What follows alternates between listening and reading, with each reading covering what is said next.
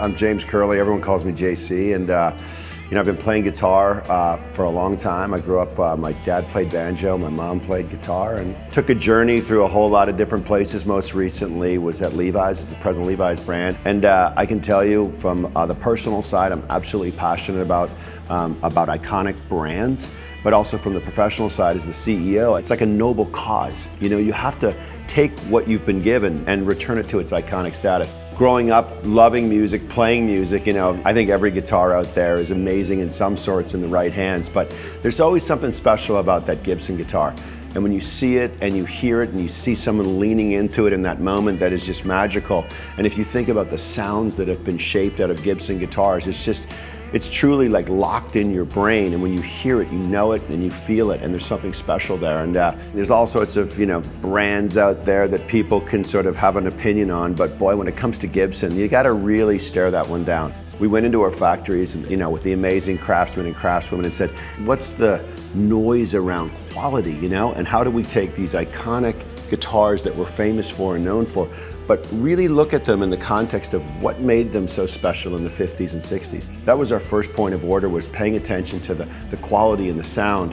How do you balance that heritage and the icon guitar that people are saying, go back to that, but at the same time, we have an opportunity and obligation to sort of lean into the future. And what we found was at Gibson, there were a few years where we got a little novelty, and I think iconic brands who stand for something, it's all about authenticity.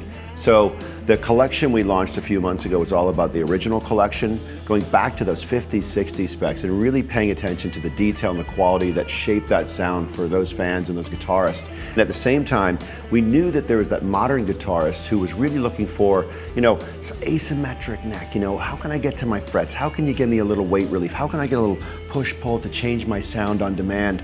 And don't put anything else on there that I don't really need. So we looked at that and said, let's go original, let's go modern, and that's the collection we launched. And that's really going to be the foundation of our guitars going forward. And I think Gibson fans are certainly saying, as a first move, you're moving in the right direction. A lot of focus on the acoustic side coming. We launched the G45 about 2 weeks ago. It's a made in the USA, Montana, amazing guitar.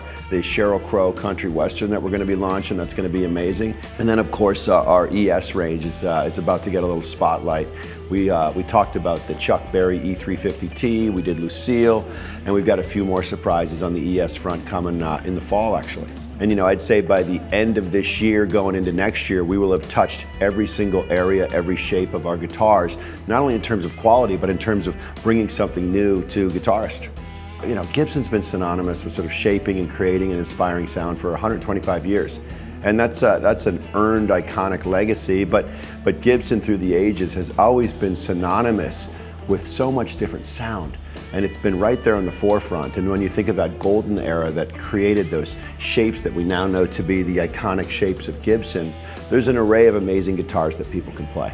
And it's amazing. It's not one of these rivalries, this or that, A lot of guitarists actually have a lot of different guitars. And I think that's really healthy. It's amazing for our industry that a lot of people I talk to say, yeah, man, I've got this guitar, I've got that guitar, I've got that guitar. And I'm like, that's cool, man. They go, but man, my Les Paul, my 59 burst is the one. So Gibson fans tend to have a few more Gibsons than anything else, and when it's their go-to song and their go-to moment, they grab the Gibson. But leading forward, wouldn't it be amazing to imagine a world where guitar mattered more in the future than it did in the past? And that's a very, very bold, brave statement for a team to consider.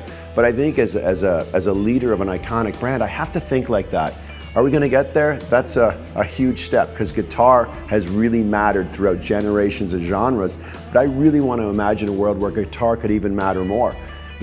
So many people are consuming content in so many ways, and what I'm finding is that at a certain point, the consumer of the content wants to be the creator of the content.